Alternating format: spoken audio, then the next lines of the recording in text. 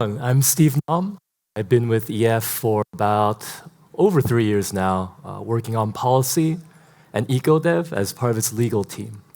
I would like to talk today about the acc principles for Ethereum projects and collaborations. And kind of the motivation for this talk is really the increasing number of projects that would like to build on Ethereum, as well as projects that would like to collaborate with Ethereum projects. So this is kind of a guidance to get to that point. So let's begin. First of all, I think it's important to talk about kind of the near-term future, the mid-term future of Ethereum, where we are headed. So Ethereum tomorrow, what are we building towards? So in the near future, knock on wood, scaling L1 of course, Ethereum will provide enough block space on L1 to accommodate all asset issuance, governance, DeFi, and L2 settlement activity without compromising on hardness. That's one. Two, you've probably heard of this, scaling blobs. So Ethereum will provide the best data availability layer, scaling DA throughput at L1 and ensuring it is the most attractive offering across the broader ecosystem. And three, last but not least, very important, I think our previous talk also mentioned a lot of UX, improving UX, unified, seamless, secure experience across the Ethereum ecosystem for individuals and institutions. Now, this is not all going to happen overnight, obviously. It takes time. But we do expect a completely evolved app layer. Quoting my EF colleague, Josh Rudolph, the most popular crypto apps will just feel like apps, and they'll enable things previously impossible. So moving from chain-centric to app-centric, user-centric. Friction removed from the most common user flows, shared standards and rules for chains, wallets, apps to better communicate. Reduced slot times, faster finality, shorter L2 withdrawals, and of course, account abstraction. We're getting there. We have various requests for comments such as 7828, 7930 covering interoperable addresses. We have ERC 7786, cross-chain messaging, 5792, transaction batching, gasless transactions, 7811, wallet asset discovery, as well as the open intents framework and the L2 interop working group. This is all kind of building towards that common goal of next level Ethereum.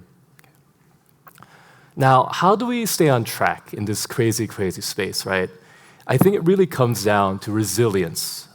Per AI, handy AI, Ethereum's resilience is, quote, its ability to maintain its functionality and integrity even when facing various challenges, attacks, and evolving technological and market landscapes. Now, of course, technical robustness is key to resilience, but today I really want to talk more about the guiding principles for Ethereum that have differentiated it and will continue to differentiate it from everything else. And now we enter the philosophy that is acc. What is acc? It's decentralized and democratic, differential, defensive acceleration. I know that's a lot. It's first advocated by Vitalik via public blog posts and later podcasts. He's the one who pronounces it acc, so we're going with that. So kind of segueing, tying back to what I just was talking about, Ethereum projects and collaborations are resilient and must continue to be. There's a new trilemma to be navigated in our evolving ecosystem, that of power, risk, and coordination. There can be many interpretations, but as with most trilemmas, the tricky part is conquering all 3 out of 3 heads of the monster, not just 2 out of 3. So we must, 1, optimize power and have an actual impact, while 2, managing risk, and 3, maintaining an environment of real coordination. This is achievable if your project is decentralized, democratic, differential, and defensive. Now, decentralized and democratic are pretty self-explanatory, but defensive and differential, what do those mean? So straight from the source, straight from Vitalik. Quote, accelerate technology, but differentially focus on technologies to improve our ability to defend rather than our ability to cause harm, and in technologies that distribute power rather than concentrating it in the hands of a singular elite that decides what is true, false, good, or evil on behalf of everyone. I think a lot of leading Ethereum ecosystem projects really adhere to this philosophy. So again, it's a really good kind of guiding light. Now, defense. Defense, you might have heard, wins championships. Defensive thinking is not a foil to progress, but keeps us safe and on the right side of history as advancements continue in AI, quantum, fusion, and so forth. The current regulatory environment, I'm a lawyer by background, so I always pay attention to this. It's overall in Web3's favor, yet the pendulum may yet swing. It might shift. Just years ago, it was very different. We've seen the consequences of Web3 projects, again, not that long ago, that focus purely on offense, move fast and break things, can devastate the entire ecosystem, not just any one platform or chain. We're very interconnected in Web3. In the Ethereum ecosystem, a new project is akin to a precious child, capable of great things if raised well, again, with a sense of responsibility. Now, to understand differential is to understand time.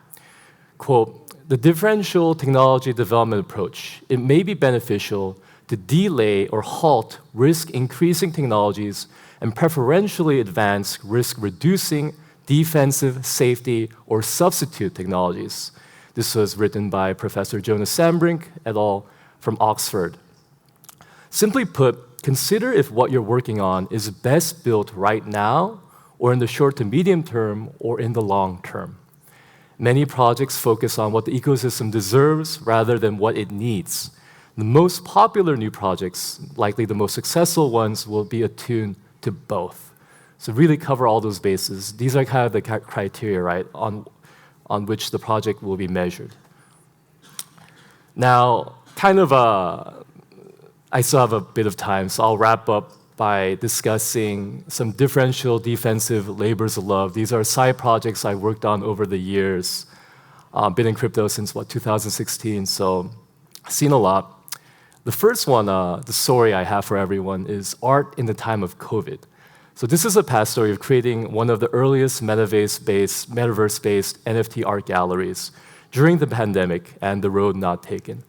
Long story short, during the pandemic, I think a lot of us had a bit of time, more time than usual, and the metaverse was all the rage back then. So I was a little curious, dipped my toes into Decentraland, in the early months, and I created did a bit of coding, used some templates, created an art gallery for display of NFTs. It was a lot of fun, it was great.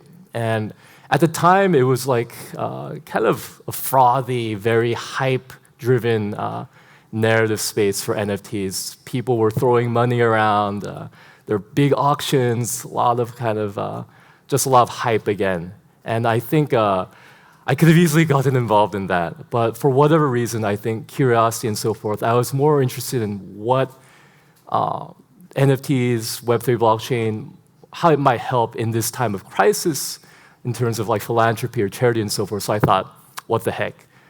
There was a platform called Maker's Place. It was one of the largest NFT platforms at the time, marketplaces. And I was like, let's do a collab. Let's see what we can do in terms of having kind of an exhibition, a charity exhibition where all proceeds would go to various US national charities for COVID relief. So one thing led to another. We asked a bunch of NFT artists to mint an extra one-of-one edition of new works with a watermark for charity, right? And we displayed these new pieces in the gallery, the Metaverse gallery again, in Metaverse walls. And I also created kind of QR codes so that users could be easily taken to the Maker's Place, their homepage, to purchase whatever they like. And again, the proceeds would go directly to charities, and it really worked out. We raised thousands of dollars. It was a very informative experience. I learned a lot, and there was no profit involved. But I think in terms of philosophically attuning me to leading me towards the Ethereum ecosystem, the philosophy, the principles, I think it was pretty priceless. So that was a story back then. These days, another kind of story, analog gaming in the digital world, another side project. I've been working on an open source tabletop role-playing game system for NFT universes that emphasizes face-to-face in real life interaction in our often faceless pseudonymous Web3 space. Again, this kind of goes back to differential, defensive. It's kind of like, what do we need now, right? There's a race to have cutting-edge Web3 digital games, which is great. It's going to happen regardless of whatever I do. It's great to see. At the same time, I think we're so faced with digital imagery and names and pseudonyms and aliases and so forth. It's really hard to connect in some ways beyond, let's say, Twitter. So I thought, why not go back to OG RPGs, analog style? I know a lot of you probably know what role-playing games are, but the original ones in the 70s were really based on pencil, paper, and dice, Dungeons and Dragons and so forth, and everything that came after was inspired by that original analog system.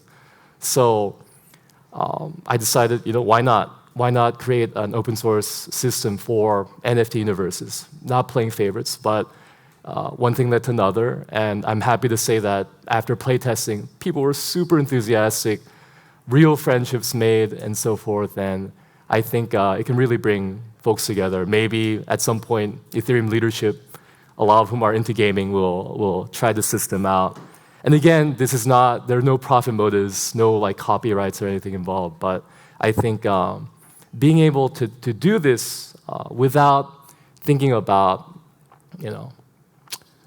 the typical motivations in this space, I think is important. And in whatever project everyone is working on, it's always good to think about being different from legacy Web 2 sides. So I think just food for thought. And my last thing I want to say is, so I'm Korean American. I come to Korea once every 1 to 2 months. It's amazing how much progress we've seen in this space, and I think there's potential for so much more, in the sense that the country is a powerhouse of culture, arts, entertainment. Why not really kind of bank on that, lean into that identity more? And again, DeFi, financial applications, no problem. Those are going to be fine no matter what we do. But I think that it is really kind of a good time for us to lean into Korea's strengths, to take some risks, to stay true to the DAC again. And I think if that happens, we'll be in a good position to really kind of open up a new, I would say, a new phase of space, a next level Web3 in Korea. Would love to see that. I think Korea is in a position to take the lead. Don't have to follow the US's lead in certain respects anymore. So that's kind of my 2 cents. I think happy to take a few questions, and I'll be around if you have anything else after. But if no questions, just come talk to me. All right. Okay, perfect. Thank you so much. Yeah.